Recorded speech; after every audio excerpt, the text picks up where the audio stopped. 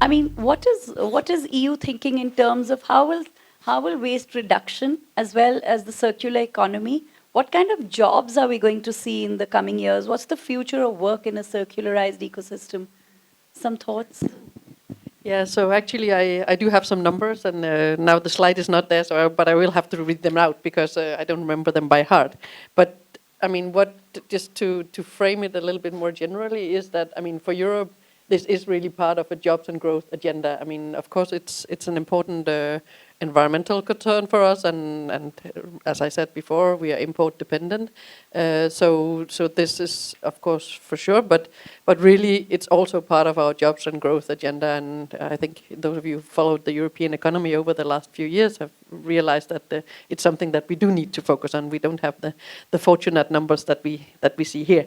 So we have estimated that waste prevention, eco-design, and reuse could bring savings of 400 billion euros, which is a huge number. It's similar to dollars, more or less. So I don't know what it is in rupees, but it's a huge number, which is it's 8% of our annual turnover that we can get just from the waste, eco-design, and reuse sectors, and at the same time we would be saving greenhouse gas emissions of 2 to 4%. So it's really a win-win situation. We have estimated that we will create almost 600,000 jobs by 2035 through different measures, also on waste management. And this will contribute also very much to greenhouse gas emissions. I mentioned before about this eco-design work plan, so to get more products into the eco-design program. And we have calculated there, also referring to what Mr. Jain was saying about energy, that each household could save up to 500 euros per year on their energy bills just by these measures of the eco-design work plan. So by having more energy efficient fridges and microwaves and whatever kind of things we have in our houses, there is a big saving also for households to be obtained. The energy savings, so one number is of course for the households themselves, but if we multiply that, because Europe is also a big delightful, what was it you said, big delightful colorful mess, so we also, yeah, exactly, yeah, so we are similar to India in many senses. But if we really multiply all these energy savings or add them up, we will be able to save the energy equivalent to the annual energy consumption of Italy by 2020. And you know, Italy is a fairly large country, and equivalent to the energy consumption of Sweden by 2030. So it's, I mean, we're able to actually save the entire energy consumption of one of our 28 member states by 2020 already, just by introducing these products into the eco-design work program. So I think that's a quite nice story.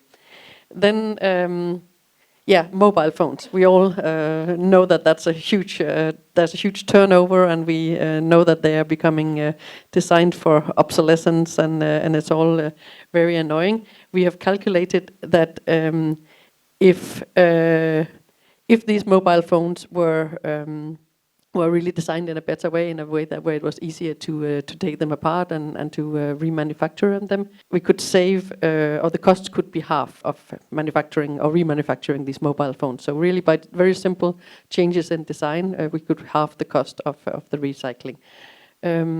We have estimated that we could save up to 1 billion euro of material costs on mobile phones alone if we were able to collect them and dismantle them and reuse the materials.